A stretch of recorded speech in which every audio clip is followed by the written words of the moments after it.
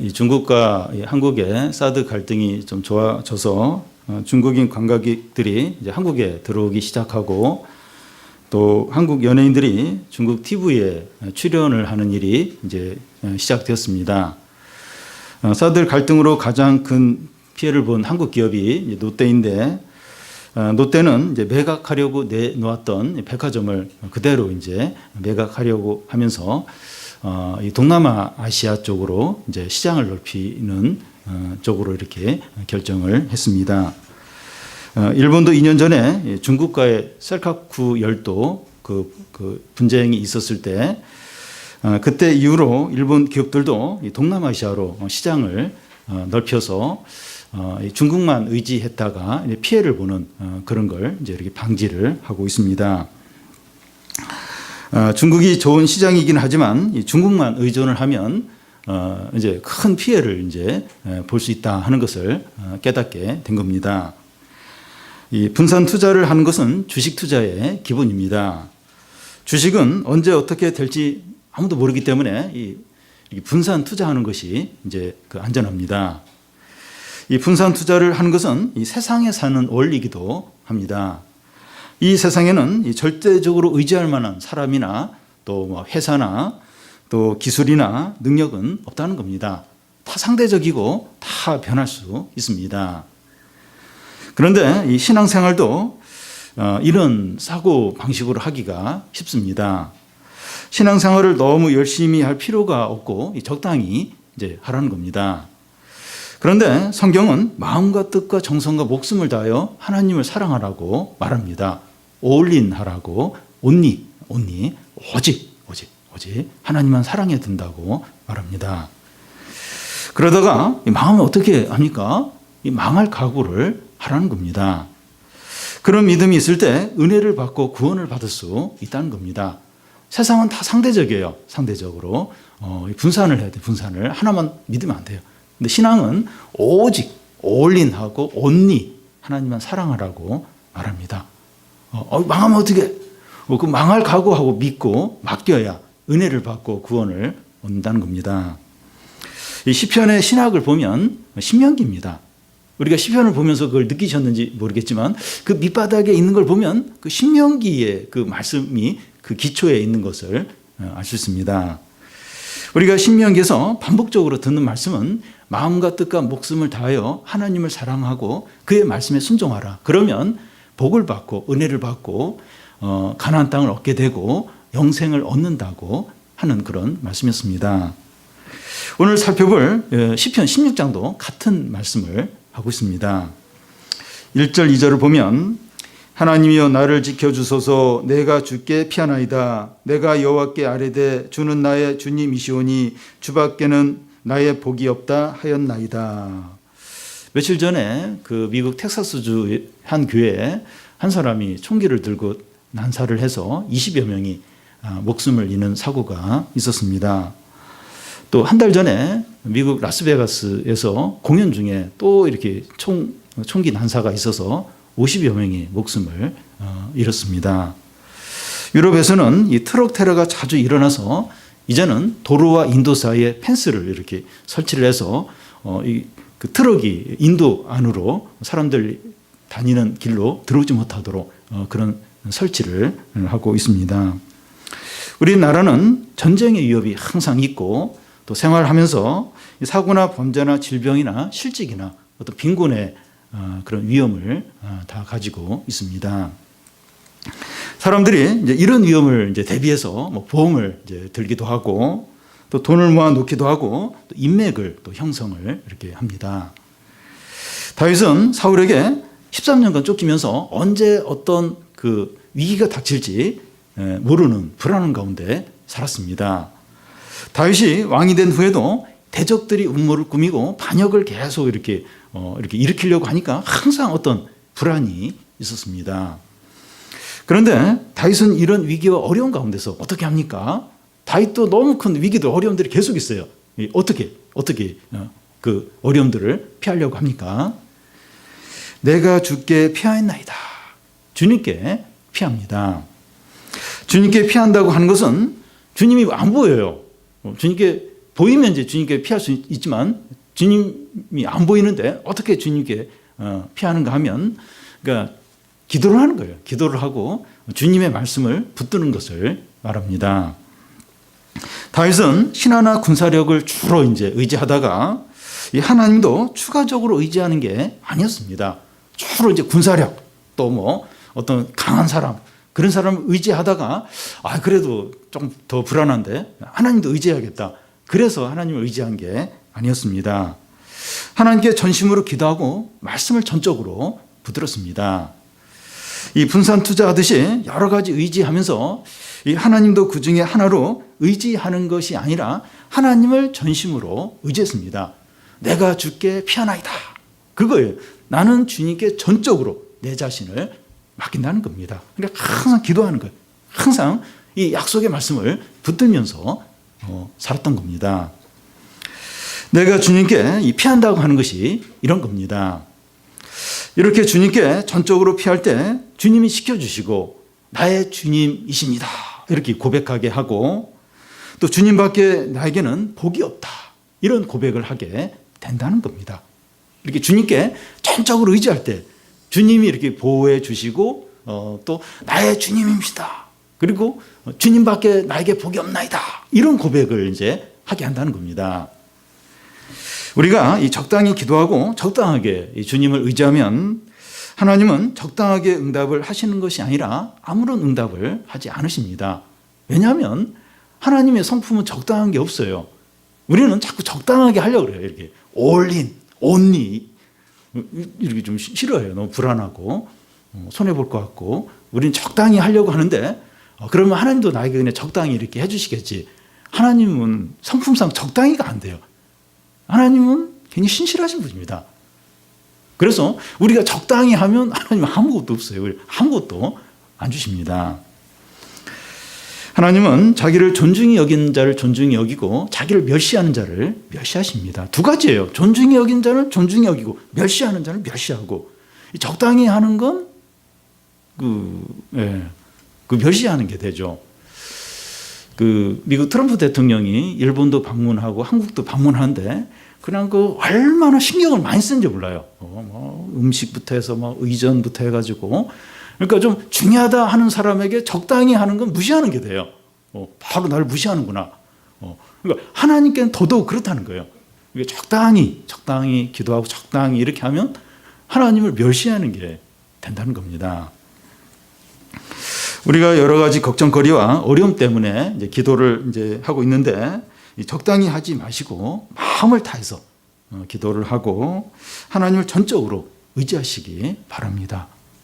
이왕에 기도를 해요. 이왕에 하나님 의지해요. 근데 적당히 이렇게 그렇게 하지 말고 마음을 다해서 기도하고 하나님을 전심으로 의지하는 겁니다. 그럴 때 주님께 피하는 것이 축복이었구나. 이걸 나중에 깨닫게 된다는 거예요. 그때는 뭐 약간 의심이 들기도 하고 나 이러다가 그냥 나만 손해보는 거 아니야? 이런 생각이 들기도 하는데 그냥 전심으로 이렇게 하나님께 기도하고 하나님께 의지했을 때 시간이 지나고 나서 이게 축복이었구나. 참 하나님이 지켜주셨구나. 이런 고백을 하게 된다는 겁니다. 근데 적당히 이렇게 하면 그런 고백을 할 일이 없어요. 하나님 아예 그 기도도 안 듣고 하나님도 보호도 안 해주시니까 주님이 주님을 의지하는 게 축복이었나이다. 이런 고백을 하지 못하게 된다는 겁니다. 이 세상에서 이제 이렇게 사는 자들이 성도입니다. 이렇게 뭐 다른 거 이렇게 거기에 자신을 맡기는 게 아니라 주님께 자신을 다 맡기고 이런 사람들이 성도들이죠. 또 성도들은 어떤 자라고 또 말합니까? 3절을 보면 우리 같이 한번 읽겠습니다. 땅에 있는 성도들은 존귀한 자들이니 나의 모든 즐거움이 그들에게 있도다. 땅에 있는 자들은 존귀한 자들이다 할 때 이 존귀한 자들이라 하는 것은 보물 같은 자들이라 그런 뜻입니다. 이 평창 올림픽이 2달 정도 남았는데 이제 금메달을 이렇게 딱 따게 되면 온 국민들이 그 선수에게 관심을 가져요. 그리고 그 인터뷰를 하게 되는데 어떻게 해서 이 금메달을 따게 되었는가 그런 이야기를 듣고 싶어 합니다. 이 세상에 사는 성도들이 그와 같다는 거예요. 금메달을 딴 그런 사람들처럼 모든 사람의 관심을 갖고 그들의 이야기를 이렇게 듣고 싶어 할 정도로 아주 귀한 그런 자들이 성도들이라는 겁니다. 나의 모든 즐거움이 그들에게 있다. 이렇게 다윗이 이제 성도들에 대해서 그렇게 말을 하고 있는데요. 성도들을 바라보고 그들과 이야기를 나누는 것이 가장 큰 기쁨이라는 겁니다. 그러니까 이 다윗에게 있어서 이 성도들과 함께 이렇게 만나고 함께 이야기하는 게 그의 모든 기쁨이라는 거예요. 이 다윗의 기쁨이 어디에 있는가? 성도들과 하나님 백성들하고 만나서 이야기하고 거기에 그의 모든 즐거움과 기쁨이 있다는 겁니다. 이 강다니엘 같은 그 아이돌 그 가수를 직접 보고 이야기를 이제 나눌 수 있다면 큰 자랑이고 기쁨이 될 겁니다. 어디 이렇게 백화점을 갔는데 무슨 사인회 하면서 그 아이돌 가수가 왔다. 강다니엘 왔다. 그래서 뭐 사인도 받고 한마디 이야기를 했다. 그 악수까지 했다. 이러면 뭐 사람들 만나면서 내가 누구를 만나고 악수를 했다. 이러면서 뭐 엄청나게 기뻐하고 자랑을 할 겁니다. 그런데 이 아이돌 가수를 직접 이렇게 봤을 때 예쁘고 이제 잘생겼지만 이야기를 좀 나누면 한 30분이나 1시간 이야기 나누면 실망을 할 겁니다. 그러니까 뭐 춤추고 노래하고 그럴 때는 뭐 굉장히 막 그렇게 기대를 갔는데 실제 이야기를 해보면 없어요. 이렇게 그 안에 든 게 별로 없다는 걸 이제 느끼고 이제 이렇게 좀 실망을 이제 하게 됩니다. 그런데 이 성도들과 만나서 이야기를 이렇게 나누다 보면 너무나도 아름답고 또 참되고 진귀한 것들이 그게 이제 느껴지는 거예요. 그걸 누리게 됩니다. 이 성도들하고 아이돌 가수하고 비교가 안 되죠. 형편없죠. 이렇게 어떻게 보면 성도들 외적으로. 근데 이렇게 이야기를 나누다 보면 그 안에 어떤 참된 게 있어요. 진실한 게 있어요. 아주 진귀한 것들이. 그런 어떤 유명한 어떤 그런 사람들 이렇게 세상에서 이렇게 잘 나가는 사람들 안에서는 느낄 수 없는 그런 참 가치 있는 아름다운 것들이 이 성도들 안에 있다는 것을 느끼게 됩니다. 물론 이 성도가 상태가 좋지 않을 때는 실망스럽죠. 실망스러울 수 있지만 이 정상적일 때는 그 만남에 큰 기쁨과 또 회복과 또 영광이 있다는 겁니다. 성도들이 참 보물 같은 자들이라는 거예요. 외모는 좀 뭐 그렇지 못할 수 있지만 이렇게 이야기를 나누다 보면 참 사람을 살려요. 사람에게 기쁨을 줘요. 그리고 참 어떤 아름다움들이 그의 안에 있다는 것을 깨닫게 됩니다. 교인들이 예배만 드리고 이제 소모임에서 교제를 하지 않는 경우가 있는데 너무나 큰 즐거움을 잃어버리는 겁니다. 그러니까 그 하나님의 은혜와 사랑과 이 모든 좋은 건 이 성도들이 교제하면서 거기서 이제 느껴져요. 그러니까 이게 물론 예배 가운데서도 그런 은혜가 있는데 그 예배만 드리고 어떤 성도와 교제를 안 하면 너무 큰 어떤 기쁨, 하나님의 사랑, 은혜를 누리지 못하는 것이 된다는 겁니다. 왜냐하면 이 성도들은 보물 같은 존재들이기 때문에 그래요. 처음 이렇게 만나서 이야기를 나누고 이럴 때 참 이렇게 그 최고로 좋은 그런 어떤 건강 음료를 마시는 것 이상으로 너무 신선하고 뭐 사이다 이야기를 하는데 그 사이다 이상의 어떤 그런 참 진솔한 아름다운 그런 너무 좋은 것들이 성도들 안에 있습니다. 다음은 이 성도들이 받는 유혹입니다. 4절을 우리 같이 한번 읽어보겠습니다. 다른 신에게 예물을 드리는 자는 괴로움이 더할 것이라. 나는 그들이 드리는 피의 전제를 드리지 아니하며 내 입술로 그 이름도 부르지 아니하리로다. 앞에서 신앙은 올인하는 것이라고 했습니다. 그런데 신앙생활을 이렇게 하는 게 쉽지가 않습니다. 그 신앙은 올인하는 거다. 온리다. 근데 실제로는 어렵습니다. 신앙을 버리는 건 아닌데 다른 것과 함께 섬기려고 하는 겁니다. 신앙은 안 버려요. 안 버리는데 다른 것도 같이 이제 이렇게 의지하고 섬기려고 한다는 겁니다. 이스라엘 백성이 그랬습니다. 여호와도 섬기고 우상도 섬기는 겁니다. 무늬만 신앙인 것이죠. 양다리를 이제 걸치는 겁니다. 하나님도 이렇게 섬기고 또 다른 우상도 섬기고 양다리를 걸치는 겁니다. 하나님만 의지하는 것이 아니라 돈도 의지하고 또 사람도 의지하고 직장도 의지하고 자기 실력도 의지하고 인간적인 방법도 의지하고 또 이렇게 자기에게 도움이 될 만한 모든 거 그걸 다 의지하는 거예요. 다 의지하는 겁니다. 이렇게 사는 것이 훨씬 현명해 보이고 안전해 보이고 행복하게 보입니다. 그러니까 하나님만 전적으로 의지하고 물론 하나님 의지한다고 해서 다른 거 이렇게 다른 거 사용하고 그런 거 그러면 안 된다. 다른 것도 이렇게 의지하면 안 된다. 그러니까 전적으로 이제 그 얘기가 아니라 그러니까 다른 걸 이렇게 하나님 수준으로 동등하게 이제 의지하는 걸 말해요. 그렇게 하는 게 굉장히 현명해 보이고 또 안전해 보인다는 겁니다. 그런데 그 실상은 어떻습니까? 하나님 말고 다른 걸 더 의지하고 다른 걸 더 이렇게 바라보고 그러면 그 실상은 어떻다는 겁니까? 다른 신에게 예물을 드린 자는 괴로움이 더할 거라는 겁니다. 그러니까 굉장히 이렇게 행복하고 현명해 보이지만 결국은 괴로움이 더 많아진다는 겁니다. 신명기에서도 같은 걸 말했습니다. 하나님을 버리고 우상을 섬길 때 모든 저주가 임한다는 거예요. 그걸 신명기에서 반복해서 이야기합니다. 하나님을 사랑하고 그 말씀에 순종하면 하나님의 모든 축복을 누리지만 하나님을 버리고 우상을 섬기면 모든 저주가 임한다. 그래서 이렇게 좀 이렇게 양다리 걸치고 이렇게 좀 하나님 말고 또 다른 것도 같이 사랑하고 의지하면 더 행복할 것이다. 그렇게 생각을 하는데 더 괴로움이 더 커진다는 겁니다. 하나님의 백성이 양다리를 걸치면 절대로 행복할 수 없습니다. 하나님은 질투하시는 분이라 절대로 행복하거나 또 기쁘거나 평안하거나 안식을 누리지 못하게 하신다는 겁니다. 그래서 이게 우리가 이제 이렇게 뭔가를 이제 하나님보다 더 사랑하고 거기에 마음을 많이 빼앗기고 그러면 절대로 행복하거나 절대로 평안하거나 절대로 어떤 안식을 누리지 못하게 하나님이 그렇게 하십니다. 그래서 지금 내가 다른 마음을 먹고 있다고 이렇게 생각이 되면 내가 이게 마음이 하나님께 향하지 않고 이렇게 자꾸 분산이 되는 거예요. 분산이 자꾸 그리고 그쪽에 자꾸 마음이 더 가요.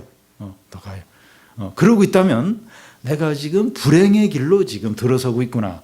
내가 지금 저주를 지금 받으려고 하는구나. 내가 지금 망할 길로 이렇게 가고 있구나. 그렇게 생각하면 맞습니다. 그래서 1절에서 3절까지 이렇게 내가 하나님께 피하나이다. 하나님만이 나의 축복입니다. 그리고 성도들하고 이렇게 하는 게 너무 행복해요. 근데 4절에 가니까 바로 이렇게 다른 신에게 예물을 드리고 피의 전제를 드리고 그런 게 나오는데 자꾸 유혹이 온다는 거예요. 그렇게 온니 올인 이게 답답하고 그러면서 이제 다른 데 좀 관심을 갖게 되고 다른 걸 더 의지하게 되고 이러면 이제 괴로움이 이제 생기는 거예요. 하나님이 이제 평안과 안식을 싹 뺏어가고 불행하게 하나님이 하신다는 겁니다. 이건 신명기에서 우리가 수도 없이 들었어요. 근데 지금 시편에서도 지금 똑같은 말씀을 하고 있습니다. 하나님은 어떤 분이시길래 우리가 전심으로 의지해야 됩니까? 왜 하나님만 올인해야 됩니까? 5절, 6절 우리 같이 한번 읽어보겠습니다. 여호와는 나의 산업과 나의 자는 소득이시니 나의 분깃을 지키시나이다. 내게 줄로 재어준 구역은 아름다운 곳에 있으며 나의 기업은 실로 아름답도다. 여호와는 나의 산업과 나의 잔의 소득이시라고 하는 것은 하나님 자신이 나의 재산이고 소유라는 겁니다. 세상 사람들은 돈이나 집이나 땅을 자기 소유로 삼는데 성도들은 하나님 자신을 자기 소유로 이제 삼습니다. 다른 말로 하면 하나님이 성도들의 소유를 챙겨주시고 지켜주신다는 겁니다. 우리의 진정한 소유는 그 하늘에 있어요. 물론 우리 눈에 보이는 것도 우리 소유지만 우리의 진정한 소유는 하늘에 있습니다. 썩지 않고 영원하고 누구도 빼앗아 갈 수 없는 우리의 기업이 하늘에 있습니다. 도둑질도 못해 가요. 영원합니다. 그 기업이 하늘에 있습니다. 그런데 이 땅에서도 우리의 기업을 챙겨주시고 지켜준다는 겁니다. 그러니까 우리의 진정한 기업은 하늘에 있어요. 그런데 지금 이 땅에서도 하나님 우리에게 기업을 주세요. 소유를 주시고 이걸 또한 챙겨주시고 지켜준다는 겁니다. 현재 우리는 집도 있고 뭐 전세일 수 있지만 어쨌든 살고 있는 집이 있고 차도 있고 물건들도 있고 또 가족들도 있고 건강도 있고 재능도 있고 또 직장도 있고 사업도 있고 모아놓은 돈도 어느 정도 있습니다. 이런 것들도 다 하나님이 우리에게 주셨습니다. 하나님이 우리에게 이렇게 다 기업으로 우리 소유를 우리에게 주셨습니다. 그러니까 얼마나 지금 경쟁이 심합니까? 얼마나 먹고 살기가 힘들어요. 그런데 어쨌든 우리가 살 집도 있고 또 뭐 물건들도 있고 또 우리가 지금 소유한 것들이 있는데 하나님이 주신 거예요. 하나님이 또 그걸 잃어보지 않도록 지켜주고 계신 겁니다. 제가 24년 전에 제가 결혼을 할 때 저는 그 보증금 100만 원 하고 또 이렇게 선교단체 간사로 있었는데 그 아주 작은 사례비밖에 없었습니다. 그런데 지금 보면 뭐 부자는 아니지만 그래도 이렇게 물건들도 좀 집에 좀 있고 그래도 이제 이렇게 좀 살만합니다. 다 이제 하나님이 주신 거죠. 하나님이 주신 거고 지켜주신 겁니다. 지금 우리가 그 소유하고 있는 모든 것들 하나님이 다 주신 겁니다. 하나님께서 우리를 위하여 지켜주시고 챙겨주셨기 때문에 우리가 이런 것들을 지금 소유하고 있는 겁니다. 우리는 뭐 이렇게 비교하면 좀 없는 것도 많고 뭐 남들 비해서 좀 가난해 보이고 그랬다 할지라도 지금 어쨌든 살고 있잖아요. 살고 있고 이 참 경쟁이 심한 그런 사회에서 우리가 막 이렇게 막 욕심으로 살지도 않는데 그걸 목표로 살지 않는데 이 정도 이렇게 산다는 건 하나님이 채워주신 거예요. 하나님 막 챙겨주시고 남들이 못 뺏어가게 지켜주시고 그래서 지금 우리가 이 정도 지금 누리고 또 소유하고 있는 겁니다. 그런데 현재 우리가 누리는 것이 이게 전부가 아니라는 겁니다. 내게 줄로 재어준 구역은 아름다운 곳에 있고 나의 기업은 실로 아름답다는 겁니다. 하나님께서 줄로 재어서 우리가 소유하고 누릴 아름다운 기업을 준비해 놓으셨다는 거예요. 하나님 줄을 쫙 재가지고 이렇게 누구는 이 정도 여기 어떤 영역 그래서 딱 그걸 정하고 아름다운 기업을 우리에게 딱 준비해 놓고 이렇게 챙기고 지켜 주신다는 겁니다. 하늘에 영원한 기업이 준비되어 있을 뿐만 아니라 이 땅에서도 주신다는 겁니다. 그래서 이 성도들은 너무 불안해하거나 안달해하거나 막 경쟁자를 밟고 올라가려고 그렇게 하지 않습니다. 그러니까 세상 사람들은 그래요. 그러니까 뭐 이 하나님이 이렇게 자신의 기업을 주신다 이런 믿음이 없으니까 자기가 다 그걸 지켜야 돼요. 자기가 다 확보를 해야 되니까 경쟁자를 밟고 올라가야 돼요. 올라가야 되고 어떻게 쓰든지 막 이렇게 그걸 막 얻으려고 해야 됩니다. 근데 우리는 하나님이 줄을 이렇게 다 재가지고 우리의 어떤 영역, 우리의 기업을 아름다운 기업을 준비해 놓고 그걸 주시고 또 지켜주시고 이걸 알기 때문에 그렇게 막 불안해하거나 안달해하거나 하지 않습니다. 제가 이 청소년 캠프를 30년 정도 하면서 깨달은 게 뭔가 하면 이 청소년 때 참 믿음이 좋지만 이 공부를 잘 못하는 청소년들도 결국은 자기 길을 다 찾아간다는 겁니다. 하나님께서 그들 각자에게 주신 그 기업을 차지해서 잘 누리는 것을 볼 수가 있습니다. 그러니까 참 청소 그 캠프를 하면서 이렇게 안타까운 게 참 애가 신앙이 좋은데 이게 이제 머리가 좀 안 좋은 거예요. 이게 공부도 좀 본인도 잘 안 하기도 하고 걱정이 어떻게 해야 되나. 근데 시간이 지나고 보면 이렇게 다 자기 자리를 차지하는 거예요. 자기 길을 가고 또 자기 영역을 이렇게 또 이렇게 그 찾아서 거기서 또 이제 자기를 잘 이렇게 이렇게 발휘하고 하나님이 주신 거죠. 주신 그것들 누리는 것을 이제 보게 됩니다. 교사로, 치료사로, 또 상담가로, 또 사역자로, 직장인으로, 또 사업가로, 선교사로, 음악인으로 다양하게 자기 직업을 다 이제 얻은 거예요. 얻어서 참 이렇게 창조적으로 일을 잘 감당하는 이런 것을 이제 보게 됩니다. 그래서 우리 자녀들이 지금 공부를 좀 못해도 너무 걱정하지 마십시오. 지금 여기에도 이제 이렇게 그 참석한 우리 청소년들이 있는데 이 시간에 공부를 해야지 그 참 이렇게 이런 그 인데 나올 그런 상황인가? 그럼 뭐 이렇게 자꾸 이렇게 그런 부분 어떤 의심이 생길 수 있고 하는데 이게 신앙생활 잘하는 공부는 잘 이렇게 못해도 그래도 예배 잘 드리고 말씀 잘 듣고 이러면 하나님이 다 이렇게 인도하세요. 인도하시고 또 복을 주시고. 그래서 제가 그냥 하는 얘기가 아니라 제가 이 경험을 했어요. 경험을. 수많은 좀 보면서 이렇게 참 하나님이 참 복을 주신다. 기업을 주신다. 자로 재가지고 참 그 사람의 어떤 그 영역을 주시더라고요. 그래서 이제 낙심하지 않고 끝까지 믿음으로 살고 또 막 최선을 다하고 이러면 다 이제 하나님이 주신 길을 찾게 됩니다. 하나님께서 우리에게 주시는 기업은 아름다워요. 또 좋고 참되고 영원한 겁니다. 지금 이 세상에서 우리가 얻는 기업이 불완전하고 부족하더라도 우리에게 진정으로 좋고 아름답고 썩지 않고 영원한 기업이 준비되어 있다는 것을 아시기 바랍니다. 지금 보면 뭐 하나님이 기업을 주셨다고 하는데 좀 마음에 안 들 수 있어요. 좀 또 이렇게 부족하기도 하고 그렇다고도 낙심할 필요가 없어요. 왜냐하면 진짜 영원한 그 기업이 그 하늘에 준비가 되었습니다. 그래서 이 세상에서 더 좀 좋고 마음에 드는 거 그런 걸 이렇게 소유하면 좋겠는데 뭐 그렇지 않을 수도 있어요.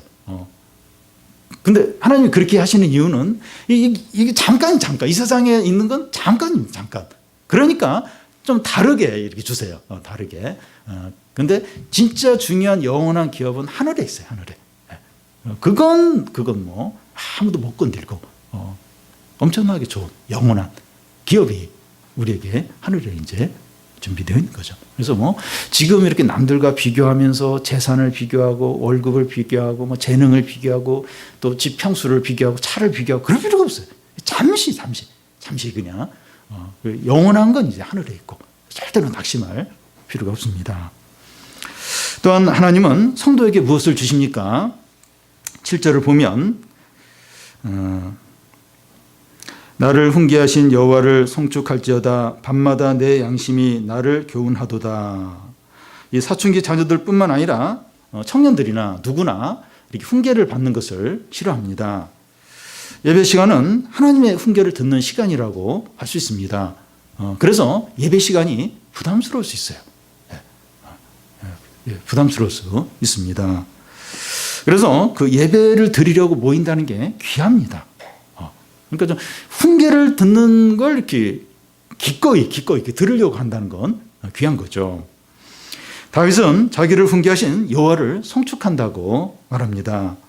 죄를 지적하고 책망을 받으면서 감사하고 찬양을 하고 있습니다. 왜냐하면 훈계의 말씀이 자기를 살리고 풍성하게 하고 축복하는 것이기 때문입니다. 하나님의 말씀은 아무리 책망하는 말씀이라 할지라도 유익해요. 유익하고 축복입니다. 약이 좀 이렇게 써도 이제 약이 우리 몸에 유익한 것처럼 하나님의 말씀은 아무리 책망의 말씀이라도 유익합니다. 그래서 다윗은 밤마다 그의 양심이 교훈을 받는다고 말하고 있습니다. 매일 밤마다 하나님의 말씀으로 그의 마음이 변하는 거예요. 매번 새로워지는 겁니다. 밤에 자기 전에 그 영화를 보거나 뉴스를 듣거나 안 좋은 일이 이렇게 있으면 꿈에 악몽을 꿔요. 시달리고 잠을 이렇게 설치는 경우가 있습니다. 그런데 밤마다 말씀을 묵상하거나 또 이렇게 신앙서적을 읽거나 또 이렇게 뭐 설교를 듣거나 이러면 밤에 잠도 잘 자고 또 평안하고 안식을 누리게 됩니다. 그래서 이 밤마다 이렇게 혼자 있는 이런 시간에 자꾸 이렇게 말씀의 훈계를 들으려고 하고 말씀을 묵상하려고 하고 그러면 참 이렇게 어떤 안식과 어떤 기쁨과 마음이 새로워지는 그런 게 계속 우리 안에 있게 된다는 겁니다. 그걸 이렇게 누리라는 거예요. 뭔가 좀 더 재미있는 거, 뭔가 좀 지루한데 익사이팅한 거, 쇼킹한 거. 밤에 굉장히 쇼킹하면서 막 잠을 못 잘 수 있어요. 그래서 쇼킹하고 막 이런 거 하지 말고 이렇게 좀 이렇게 자꾸 좀 하나님 묵상하려고 하고 말씀 묵상하려고. 이게 얼마나 우리에게 큰 유익과 행복이 되는지 모른다는 겁니다. 그래서 진정으로 행복한 사람은 어떤 사람입니까?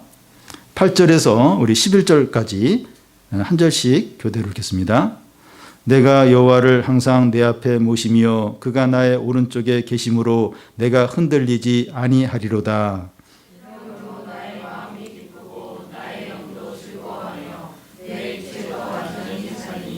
이는 주께서 내 영혼을 소홀에 버리지 아니하시며 주의 거룩한 자를 멸망시키지 않으실 것임이니이다.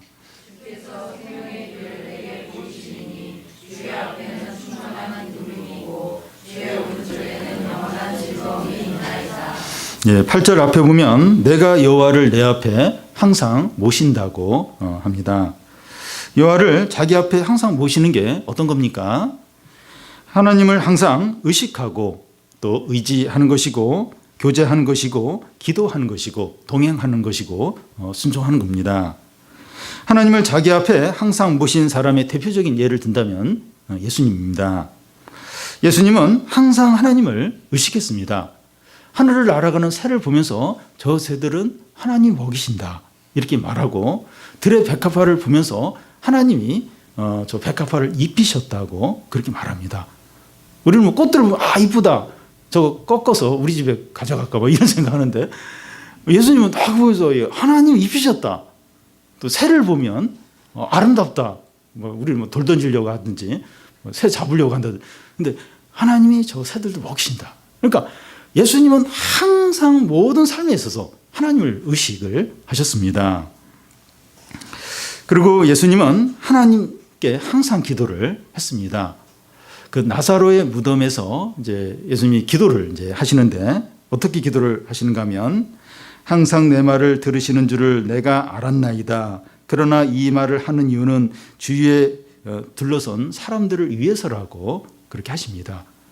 그러니까 예수님은 이렇게 기도하는 시간 외에도 항상 기도를 하는 항상 이게 마음속으로 이렇게 어떤 길을 가면서도 항상 모든 시간 하나님 아버지에게 기도를 이제 한 겁니다. 그리고 예수님은 하나님의 말씀에 항상 순종을 하셨습니다. 요한복음 4장에 보면 제자들이 마을에 가서 먹을 것을 이제 이렇게 구해와서 예수님께 드시라고 그래요. 그랬더니 예수님은 자기 양식이 있다는 거예요.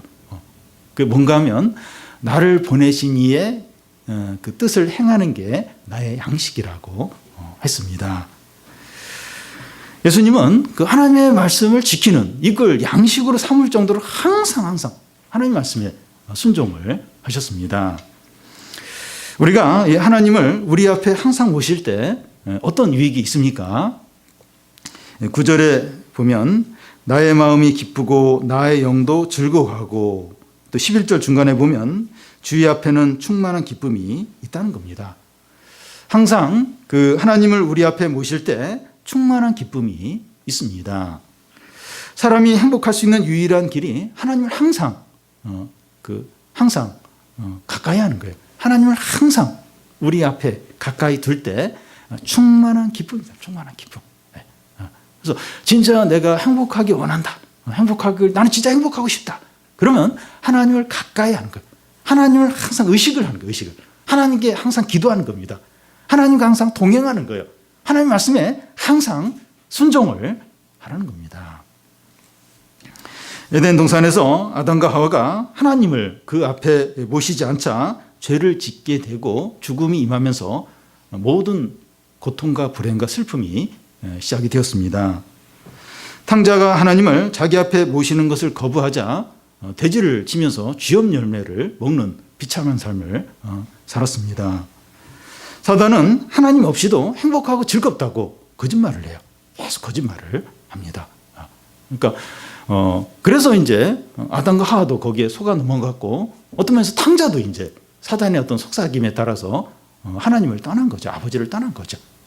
사단은 계속해서 하나님 없이 얼마든지 행복하고 얼마든지 기쁠 수 있다. 계속 거짓말을 이렇게 합니다. 이 세상의 전쟁과 테러와 범죄와 불행과 고통과 슬픔이 가득한 이유가 사람들이 하나님 없이 행복해지려고 하기 때문입니다. 행복이 없어요. 지금 이 사회가, 우리 이 세상이 이렇게 막 총알이 어디서 날라올지 모르고, 그리고 막 트럭이 언제 들이닥칠지 몰라고, 전쟁이 언제 일어날지 모르고, 이런 참 그 불행한, 참 불안한 세상이 된 이유가 하나님 없이 행복해지려고 하나님을 다 몰아내서 그렇게 된 것입니다. 사마리아 여인이나 삭개오나 바디메오나 7귀신 들렸던 이 마리아가 예수님을 만났을 때 너무나 행복해하고 기뻐했습니다.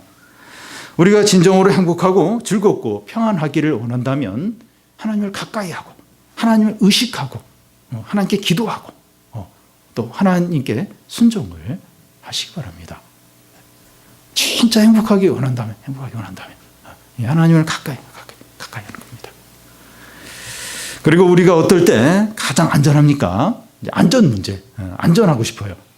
어떻게 하면 안전합니까? 8절 중간을 보면 그가 나의 오른쪽에 계심으로 내가 흔들리지 아니하리로다. 그가 나의 오른쪽에 계신다고 하는 것은 우리가 하나님을 전적으로 의지하는 것을 말합니다.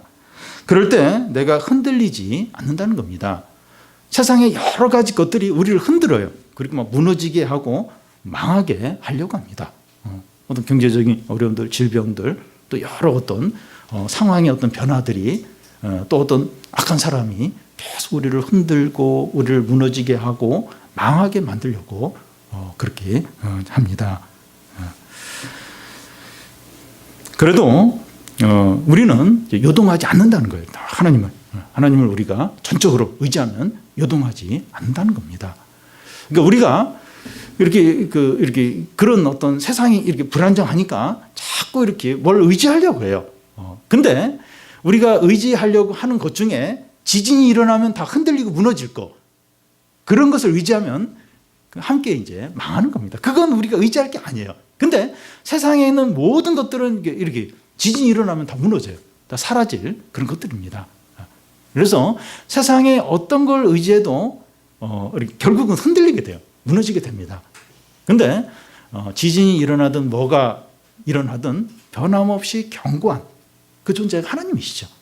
우리가 하나님만을 전심으로 의지할 때 어떤 것이 우리를 흔들어도 요동하지 않고 견고하다는 겁니다. 9절 끝에 보면 내 육체도 안전히 산다는 겁니다. 우리도 우리 이 몸이 안전하게 살 수 있는 길은 이 하나님을 전심으로 이제 의지할 때라는 겁니다. 우리가 얼마나 안전한가 하면 죽음 앞에서도 안전하다는 겁니다. 10절을 보면 이는 주께서 내 영혼을 수월에 버리지 아니하시며 주의 거룩한 자를 멸망시키지 않으실 거라는 겁니다. 예수님의 부활을 이제 가리키는 말씀입니다. 예수님은 죽더라도 무덤에 버려지거나 멸망당하지 않으시고 부활을 하셨습니다. 그와 같이 우리도 죽는다 할지라도 부활한다는 겁니다. 우리가 이렇게 죽는다고 해서 죽고 끝나고 뭐 비참하게 그렇게 되는 것이 아니라 다시 부활해서 영원한 삶을 우리가 살게 되는 겁니다. 우리가 하나님을 전적으로 의지할 때 우리 몸도 살고 요동하지 않도록 지켜주실 뿐만 아니라 우리가 죽는다 할지라도 그것으로 끝나는 것이 아니라 부활해서 영원히 살게 된다는 겁니다. 그래서 우리가 살든지 죽든지 어떤 상황에 있든지 두려워하지 말라는 거예요. 하나님 딱 이제 의지하면 우리가 이 땅 가운데서도 이렇게 요동하지 않게 되고 또 이 몸으로 살게 되고 혹 우리가 죽는다 할지라도 그게 끝이 아니라 또 이렇게 부활해서 영원한 삶을 살게 된다는 겁니다. 그래서 우리가 진짜 의지할 게 뭔가, 의지할 게 뭔가. 지진이 일어나면 다 함께 흔들리. 그건 우리가 의지할 게 아니에요. 그거 의지하면 그냥 같이 망하는 겁니다. 지진이 일어나도 영원한 흔들리지 않는 견고한 하나님 약속의 말씀 의지하는 거죠. 이게 안전하고 진정으로 확실하다는 겁니다. 11절을 같이 한번 읽어보겠습니다. 주께서 생명의 길을 내게 보이시리니 주의 앞에는 충만한 기쁨이 있고 주의 오른쪽에는 영원한 즐거움이 있나이다.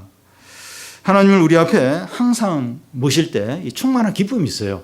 그리고 영원한 즐거움이 있다는 겁니다.